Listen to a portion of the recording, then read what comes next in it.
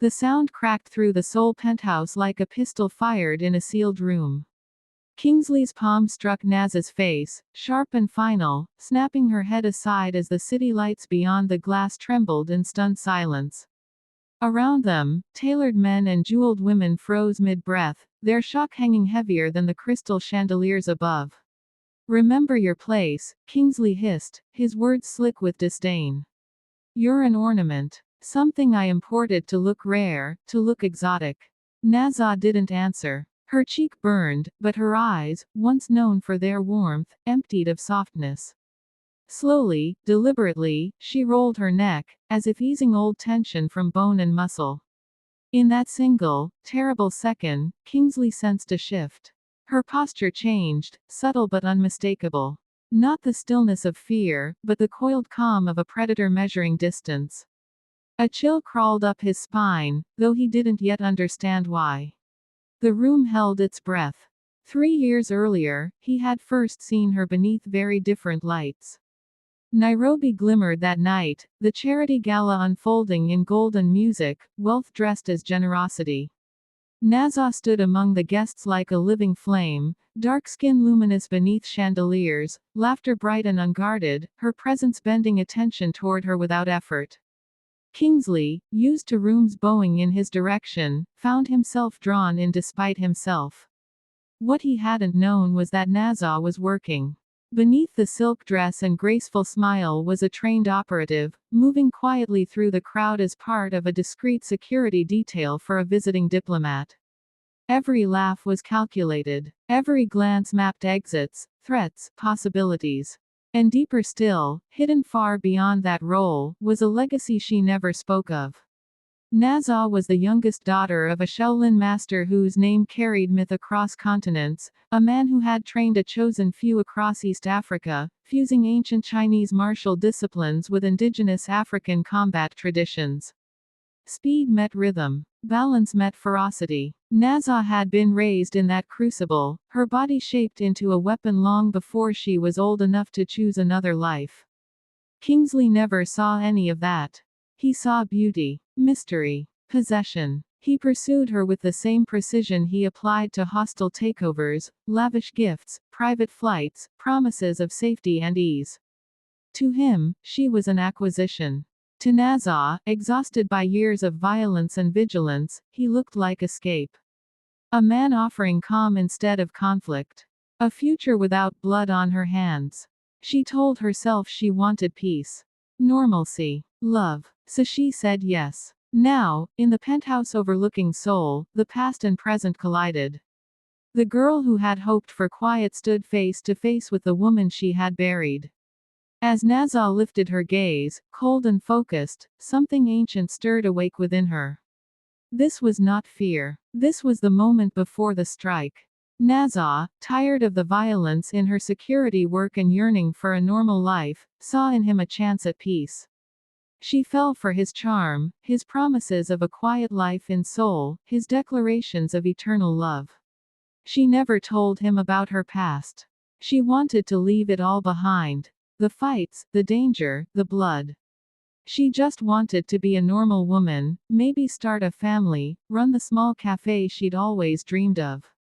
The first year of marriage had been beautiful. Minjun treated her like a queen. But when his company started failing, when the investors began pulling out, when his status in Seoul's elite circles started crumbling, he changed. The man who once kissed her scars became the man who gave her new ones. It started with words. "You're too dark for Korean standards," he'd say. "Can't you try to fit in better?" Then came the isolation. He forbade her. From working, from making friends, from even leaving the penthouse without his permission. His mother, the matriarch, Park Sun. He made it worse. "My son married beneath himself.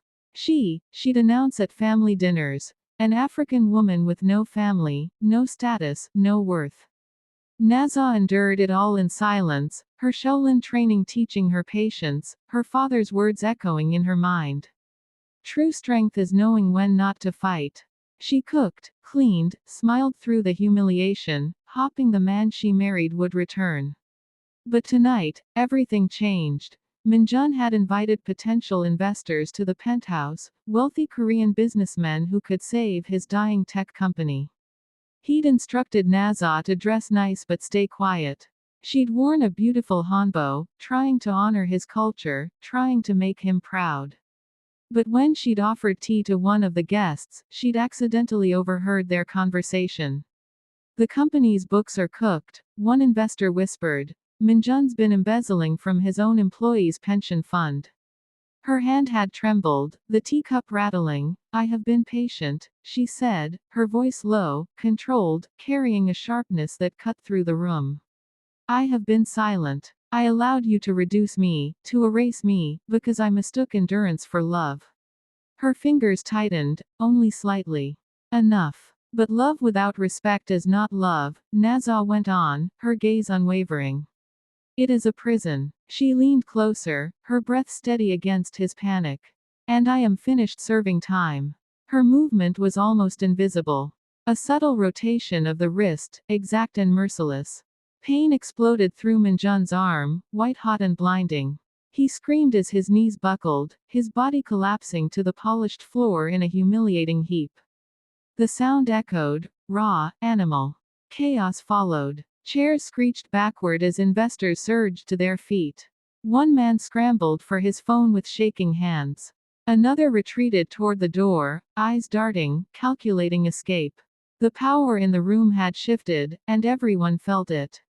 Minjun stared up at her from the floor, sweat slicking his face, terror stripping him bare. What are you?" he gasped, his voice breaking. Naza released him and stepped away, adjusting her sleeve with calm precision, as if she hadn't just dismantled him. "I am Naza Okonkwo," she said evenly. "Daughter of Master Chen Okonkwo. I have trained in Shaolin Kung Fu since I was 5 years old." Each sentence landed like a verdict. "I fought in underground arenas across 3 continents. I survived places your money couldn't save you." She gave him space, not mercy, just distance. "I chose peace when I could have chosen domination. I chose love when power was within reach." Her voice cooled, the room tightening around her words. "That choice is why you mistook discipline for weakness." Minjun clawed backward, heels scraping the floor, his fear curdling into rage. "You lied," he snapped. "You deceived me." Naza didn't blink. "I protected my past because I wanted a future," she said. "You stole from your workers. Manipulated your investors. Humiliated your wife." Her eyes held his without flinching. "We are not the same." From the stunned circle, Mr. Cho stepped forward, his expression no longer shocked, only sharp. "Ms. Okonkwo," he said cautiously, "did you say you overheard something regarding the company's financial records?" Naza paused. The moment stretched thin. This was the threshold. She could walk away, leave Minjun broken and exposed, let the decay eat itself. She could vanish into a new life, breathe freely for the first time in years. Or she could speak, and set fire to everything. Before she answered, footsteps cut through the silence. Park Sun-hee appeared in the doorway, her face twisted with fury, eyes blazing with venom. She had heard it all. "Don't you dare say another word," she hissed. "You African witch." The room froze. Naza turned slowly toward her, her spine aligning, her presence settling into something immovable, ancient. The insult didn't wound her. It clarified her purpose. Years of silence, of self-erasure, fused into resolve. She drew in a single, steady breath. And with it, the choice was made. The truth would be spoken. The empire would crumble. And no one, would ever silence her again. Minjun noticed his eyes narrowed. After the guests moved to the dining room, he cornered her in the kitchen. "What did you hear?" he demanded. "Nothing, husband. I heard nothing." "Liar." His voice rose. "You've always been too curious, too bold for a wife. My mother was right. I should have married a proper Korean woman who knows her place." That's when he dragged her into the living room in front of everyone and delivered that slap that would change everything now. As Naza straightened, the room fell silent. Blood trickled from her split lip. Minjun raised his hand again, emboldened by the audience, ready to strike once more. Her hand shot up, catching his wrist mid-swing. The grip was iron. Minjun's eyes widened in shock as he tried to pull away and couldn't. Naz's voice when she spoke was quiet but carried the weight of a mountain. I have been patient, she said, her voice calm but edged with steel. I have been silent. I let you shrink me, erase me, because I believed it was love. She tightened her grip just enough for him to feel it. But love without respect is not love, Naza continued. It is a cage. Her eyes locked onto his. And I am done being your prisoner. She twisted his wrist a fraction, precise, economical. Minjun screamed as the pain detonated through his arm, his legs folding beneath him. He crashed to the floor, gasping, the sound sharp and humiliating. Around them, chairs scraped violently as investors leapt to their feet.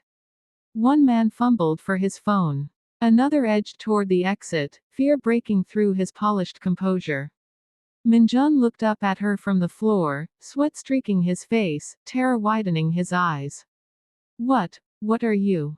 He choked. Naza released him and stepped back, smoothing her sleeve as if nothing had happened. I am Naza Okonkwo, she said evenly. Daughter of Master Chen Okonkwo.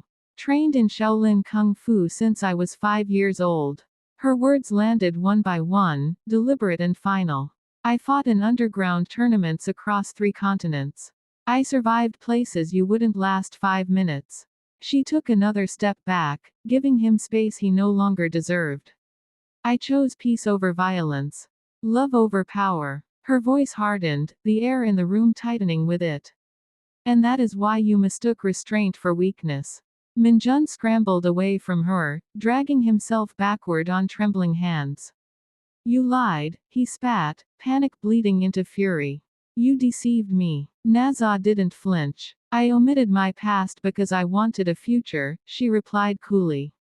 You deceived your employees, your investors, your own wife. Her gaze was unwavering. We are not the same. A man stepped forward from the stunned circle, Mr. Cho, his expression sharpened by calculation rather than fear. Ms. Okonkwo, he said carefully, did I hear you correctly? You mentioned overhearing something about the company's books.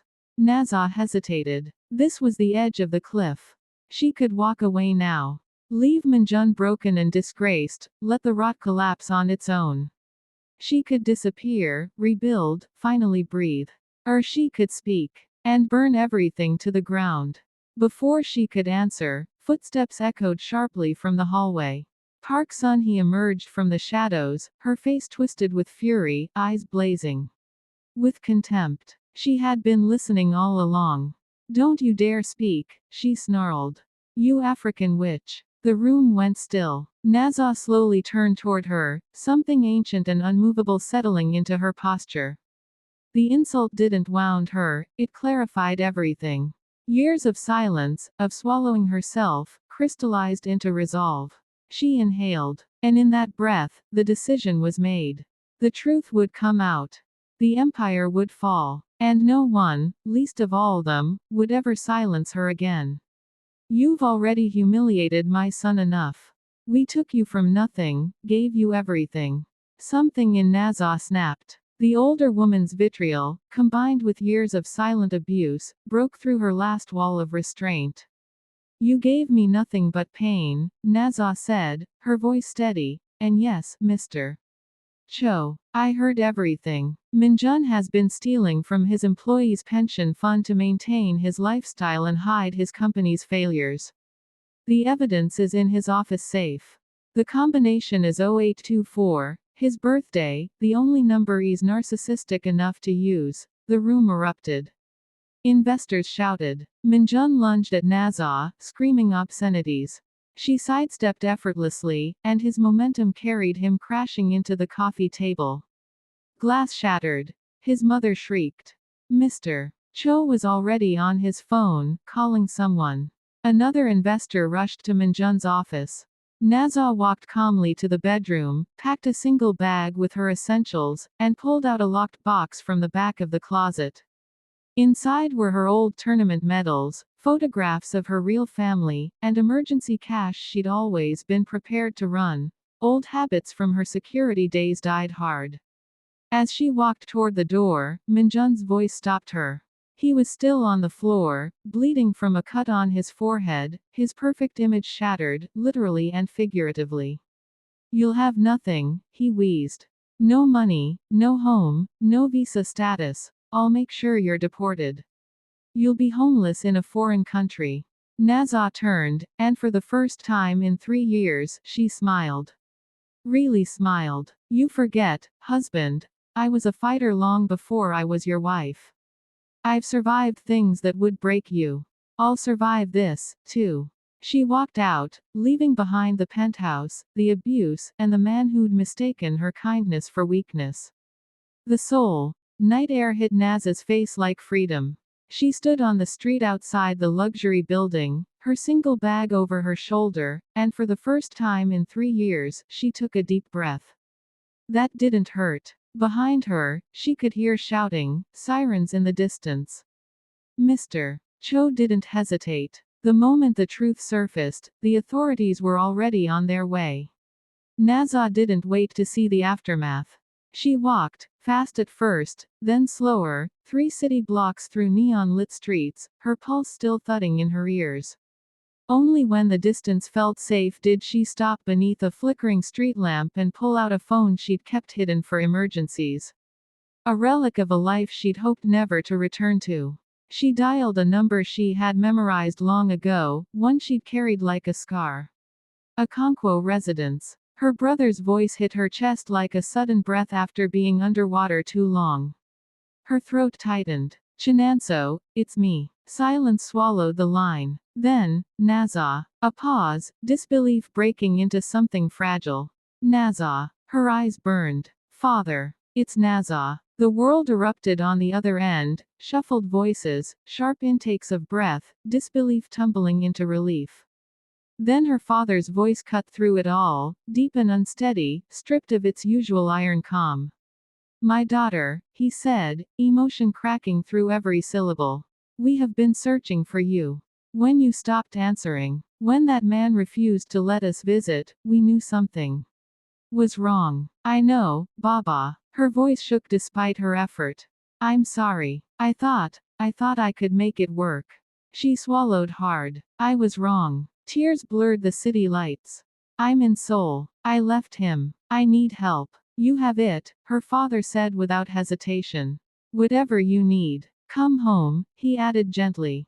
"Not yet," Naza replied, surprising even herself with the certainty in her voice.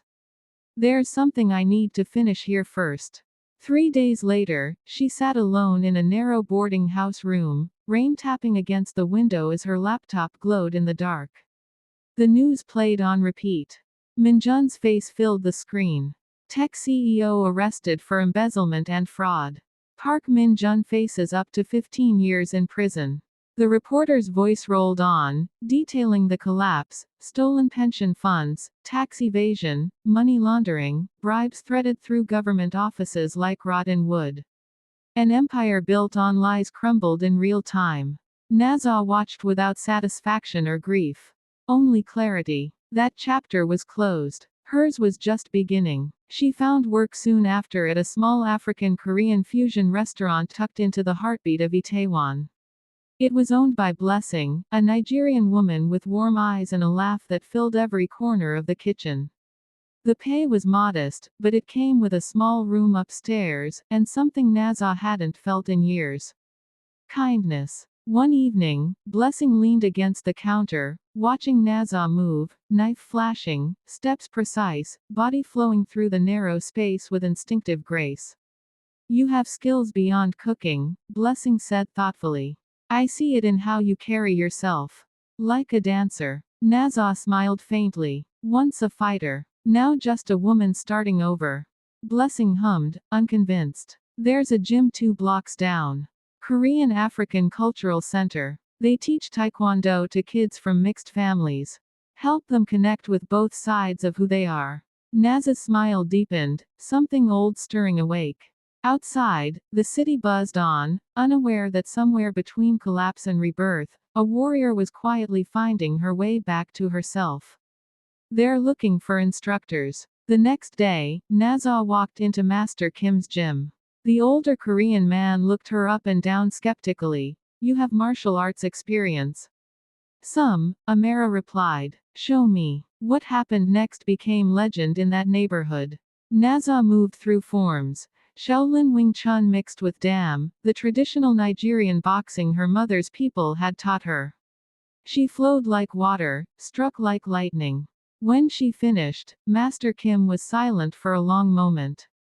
I've taught Taekwondo for 40 years, he finally said. I've never seen anything like that. Where did you learn? From my father. From masters across 3 continents. From experience. She met his eyes. I want to teach children not to fight, but to be strong. To know their worth. To never let anyone make them feel small. Master Kim smiled. You're hired. But I want to learn from you, too. Cultural exchange. Yes. Within weeks, Naz's classes were full. Children of African Korean families, kids who struggled with identity, who faced bullying, who felt caught between worlds. They flocked to her. She taught them more than martial arts. She taught them pride. Then came the message that changed everything again. Park Sun-hye. Minjun's mother requested a meeting. Naza almost refused, but curiosity won. They met at a traditional tea house. The older woman, looking diminished, aged beyond the few months that had passed. My son is in prison, son, he began, her voice hollow. His father had a heart attack from the shame. We've lost everything. The house, the cars, our reputation. The families who once bowed to us now spit at our name. I'm sorry for your pain, Naza said carefully. But I didn't cause this, Minjun's choices. I know. The older woman's composure cracked. I know it was his fault. His greed, his pride. But I enabled it. I taught him he was better than others. I taught him that status mattered more than character. I destroyed my own son. Tears rolled down her weathered cheeks. And I destroyed you. An innocent woman who only wanted to love him. Naza sat back, stunned. Why are you telling me this? Because I'm dying. Liver cancer. The doctors say I have months, maybe weeks. And I cannot die carrying this guilt. Son, he reached across the table, her hand trembling. I don't deserve forgiveness, but I'm begging for it anyway. From you, the woman I called worthless when you were worth more than my entire family combined. Naza looked at the broken woman before her. The Shaolin teachings whispered in her mind. Holding anger is like drinking poison and expecting the other person to die. I forgive you, Naza said quietly. Not because you deserve it, but because I deserve peace. But son, he SSI, you need to forgive yourself, too. And maybe visit your son. Tell him what you told me. Give him a chance to be better than he was. The older woman sobbed openly, bowing so low her forehead touched the table. Thank you. Thank you. 6 months later, Naza stood in Master Kim's gym, now co-owner and head instructor. The space had doubled in size, with students of all backgrounds. On the wall hung a banner, Strength Through Unity African and Korean Martial Arts Academy. Her phone buzzed. A video call from Nairobi. Her father's face appeared, pride shining in his eyes. Daughter, we saw the news article about your school.